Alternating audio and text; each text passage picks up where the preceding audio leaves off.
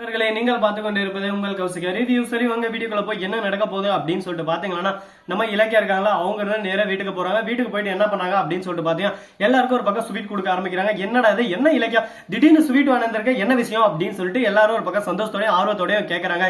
எல்லாருன்னா யாருன்னு சொல்லிட்டு உங்களுக்கே தெரிஞ்சிருக்கும். நம்ம ரேவதி, ஜானகி, மறுபக்கம் கௌதம். அவங்க கிட்ட உண்மையா சொல்றாங்க, இந்த மாதிரி நான் இன்டர்வியூ போயிருந்தா அந்த இடத்துல எனக்கு வேலை கிடைச்சிருச்சு அப்படின்னு சொல்லிட்டு சந்தோஷமான விஷயம் சொல்லிட்டு நம்ம கௌதம் போய் கட்டி பிடிச்சாங்க. எல்லாரும் ஒரு பக்கம் மகிழ்ச்சியா இருக்காங்க. அதே சமயத்துல மறுபக்கம் நம்ம கௌதம் இருக்காரு, அவரு போன தவிர வேலை கிடைக்கலீங்க. அது முற்றிலும் காரணம் யாருன்னு சொல்லிட்டு உங்களுக்கே தெரிஞ்சிருக்கும். முற்றிலும் கோணல் நம்ம தலைமை எஸ்எஸ்கே தான். எஸ்எஸ்கே எல்லா தவளையும் ஒரு பக்கம் பேசி வச்சுட்டு இருக்காரு சங்கத்துல.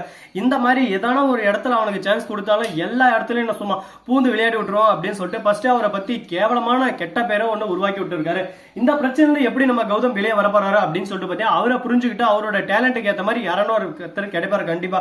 ஏன்னா நேர்மையா இருக்கிற மாதிரி அந்த நேர்மையான பர்சனுக்கு இவரோட டேலண்ட்டை பத்தி நல்லாவே தெரியும். அவரு இவங்களுக்கு சான்ஸ் கொடுத்தா கண்டிப்பா இவர் ஜெயிக்கிறதுக்கான வாய்ப்பு 99% இருக்கு. ஆனா அது போல கிடைக்குமா அப்படின்னு சொல்லிட்டு பார்த்தீங்கன்னா, கண்டிப்பா நடக்கும்னு சொல்லிட்டு நம்ம நம்பினா கண்டிப்பா நடக்குங்க. அதுக்கான போராட்டத்தில் மட்டும் தான் நம்ம ஈடுபடணும். ஒரே இடத்துல உட்காந்து நடக்கும் சொல்லிட்டு சொல்லின்னு இருந்தா ஒண்ணுமே நடக்காது. கொஞ்சமான போராட்டம் மட்டும்தான் அதுக்கான வெற்றி நம்ம கண்டிப்பா தொட முடியும். சரி, இந்த மாதிரி எல்லாம் ஒரு பக்கம் போயிருந்தாலும் அதே சமயத்தில் மறுபக்கம் என்ன நடக்குது அப்படின்னு சொல்லிட்டு பாத்தீங்கன்னா, நம்ம ரேவதி இருக்காங்களா, அவங்க இருந்து ஓரமா உட்காந்து அழுந்துட்டு இருக்காங்க. ஏன் எதனால அப்படின்னு சொல்லிட்டு பாத்தீங்கன்னா, தான் புள்ள எந்த அளவுக்கு ஒரு பக்கம் கஷ்டப்படுது, தான் புள்ள பெரிய வீட்டுல வாழ்ந்து இருக்கான், சந்தோஷமா இருக்கான்னு சொல்லிட்டு நான் நினைச்சிருந்தேன். ஆனா இந்த அளவுக்கு ஒரு பக்கம் கஷ்டப்படுறானே, அவன் அப்ப யாருன்னு சொல்லிட்டு தெரியாம ஒரு பக்கம் கஷ்டப்படுறான். ஒரு பக்கம் அவன் அப்பவே அவனுக்கு எதிரே இருந்து இந்த அளவுக்கு ஒரு பக்கம் கொடுமை மேல கொடுமை பண்ணிருக்கானே. இதை பார்க்கும்போது டே கௌதம், உன்னோட அப்பா இவன் தான்டா அப்படின்னு சொல்லிட்டு உண்மையை சொல்லி அந்த எஸ்எஸ்கே அடின்னு அடிச்சு ஓட விடலாம்னு தோணுது. ஆனா உண்மையா சொன்னா இவர் சண்டைக்கு போகாம மறுபக்கம் ஐயோ இவனுக்கெல்லாம் நான் புள்ளிய பிறந்துட்டேன் அப்படின்னு சொல்லிட்டு நினைச்சு கூணி குறுகி போய் ஒரு இடத்துல உட்காந்துருவான். அதனால எந்த ஒரு விஷயத்தையும் நான் இப்போதைக்கு சொல்ல மாட்டேன் அப்படின்னு சொல்லிட்டு ஒரு முடிவுல இருக்காங்க.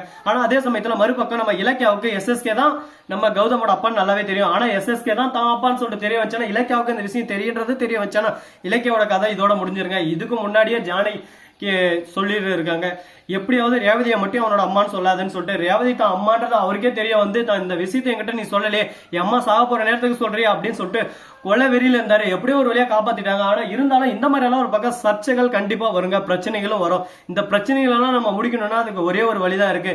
உண்மையா பட்டுன்னு போட்டு உடைச்சிடணும். என்னைக்கு இருந்தாலும் உண்மை தெரிய வரும்.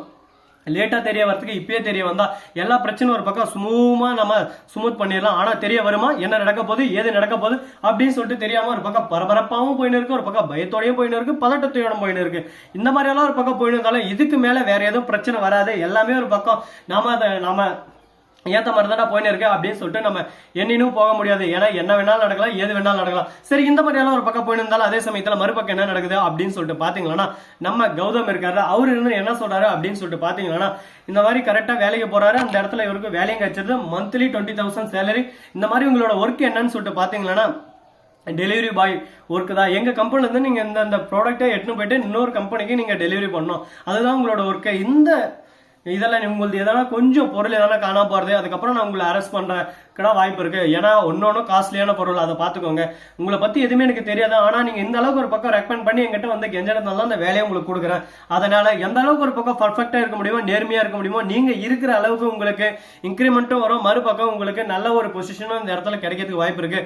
உங்களுக்கு இதை தவிர்த்து இதுக்கு மேலே இன்னும் எதானா இந்த கம்பெனியை க்ரோத் பண்றதுக்கு எதனா ஐடியா இருந்தா அதுவும் நீங்க சொல்லுங்க. அதை பொறுத்து உங்களோட லெவல் கொஞ்சம் கொஞ்சமா மேல வரதுக்கு வாய்ப்பு இருக்கா அப்படின்னு சொல்லிட்டு சொல்றாங்க. சரி, ஓகே, இவர் ரொம்ப நல்லவரா இருக்காருன்னு சொல்லிட்டு அதுக்காக உழைக்க ஆரம்பிக்கிறாரு. ஆனா நம்ம எஸ்எஸ்கே இதெல்லாம் பார்த்து சும்மா இருப்பாரா? அவரை பொறுத்த வரைக்கும் என்னைக்குமே அந்த கௌதம் முன்னுக்கு வரக்கூடாது. முன்னுக்கு வராம அவனை பின்னுக்கு தள்ளுன்னு தள்ளி விடணும். ஏன்னா அவனே எஸ்எஸ்கே பிளான் பண்ணி இவர் எட்டுன்னு போற மாதிரி அந்த பொருள் எல்லாம் கிட்னாப் பண்றதுக்கு ஒரு பிளான போடுறாங்க. என்னடா இது, இப்படி எல்லாம் பண்ணலாமடா, இதெல்லாம் பாவம் இல்லையா அப்படின்னு சொல்லிட்டு பாத்தீங்கன்னா, பாவம் இதெல்லாம் எங்க கிட்ட பேசவே கூடாது. எங்களை பொறுத்த வரைக்கும் பாவம்ன்றதே எங்க அகராதியில் இல்ல. என்ன ஒரு விஷயமா இருந்தாலும் ஒருத்தனுக்கு ஆப் அடிக்கணும்னு முடிவு பண்ணிட்டா இறங்கி அடிச்சு விட்டு போயிட்டே இருந்துருவோம். அந்த மாதிரி எஸ்எஸ்கேவோட எண்ணம். இதே எண்ணத்தை நம்ம ரேவதி எடுத்துக்கிட்டா கரெக்டா வந்து தாச்சானி கிட்ட உண்மையை சொல்லி, மறுபக்கம் இவன் தான் என் வீட்டுக்காரன், உன் கூட இருக்கான் பாத்தியா அப்படின்னு சொல்லிட்டு உண்மையை சொல்லி அப்படியே சும்மா நறுக்கு முறுக்கு புளியிற மாதிரி முறுக்க புளியிற உடச்சு விடுற மாதிரி உடச்சு விட்டுருவாங்க நம்ம தாச்சானியை பொறுத்த வரைக்கும். ஏதோ இவன் உண்மையா இருக்கான் அப்படின்றதுக்கோசம் தான் சொத்தெல்லாம் கொடுத்து இந்த வீட்டோட மாப்பிள்ளையா வச்சுன்னு இருக்காங்க. அடுத்த செகண்ட் இது உண்மையில தெரிய வச்சு, நீ புருஷனெல்லாம் ஒண்ணு இல்ல, போடா வெளியே அப்படின்னு சொல்லிட்டு கழுத்தை பிடிச்சி வெளியே தூக்கி போட்டுருவாங்க. அதுக்கப்புறம் கோவிந்தா ஸ்ரீனிவாசா கோவிந்தா அப்படின்றதான் பாட்டு பண்ண ஒரு பக்கம் போய் அவனா வேற ஆப்ஷன் இல்லைங்க. சரி, இந்த மாதிரி எல்லாம் ஒரு பக்கம் போய் அதே சமயத்துல மறுபக்கம் என்ன நடக்குதா அப்படின்னு சொல்லிட்டு பாத்தீங்கன்னா, நம்ம இலக்கியம் இருக்காங்களா அவங்க வந்து சாதாரணமா ஒரு விஷயத்தா போய் செய்யலாம்னு சொல்லிட்டு போயிட்டு இருக்காங்க. ஆனா அது மிகப்பெரிய ஒரு இஷ்யூ ஆக போகுது.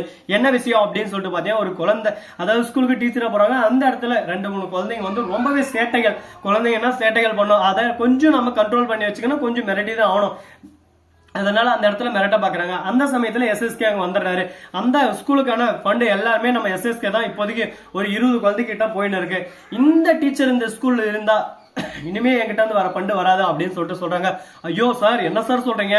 இதெல்லாம் தெரிஞ்சிருந்தாலும் இந்த அம்மா இந்த ஸ்கூல்லே வச்சிருக்க மாட்டீங்களே, உங்ககிட்ட இருந்து எப்படி இருந்தாலும் வருஷத்துக்கு 30 லட்சம் கிட்ட வந்துருது, எப்படி சார் நீங்க இந்த வார்த்தையை சொல்லாமா சார் அப்படின்னு சொல்லிட்டு சொல்றாங்க.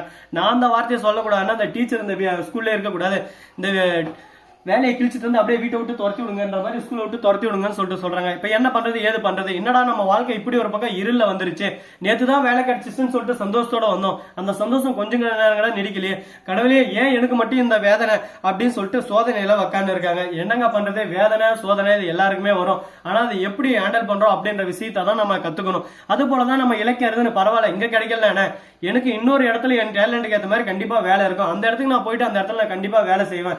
எந்த ஒரு வேலையும் கேவலம்னு நினைக்காம எல்லா வேலையும் என்னால முடியும்னு சொல்லிட்டு நம்ம நினைச்சு செஞ்சா கண்டிப்பா முடியும். இந்த வீடியோ உங்களுக்கு பிடிச்சிருந்தா லைக் பண்ணுங்க, கமெண்ட் பண்ணுங்க, ஷேர் பண்ணுங்க, டிண்டிங் மேல தட்டி விட்டு போங்க. அப்பதான் நான் போற அடுத்த வீடியோ உங்களுக்கு உடனுக்குடன் நோட்டிபிகேஷன் வந்து கொண்டே இருக்கும். மிக்க நன்றி, தேங்க்ஸ் ஃபார் வாட்சிங், டாடா, see you, நன்றி, வணக்கம், வந்தனம், வருக தருக.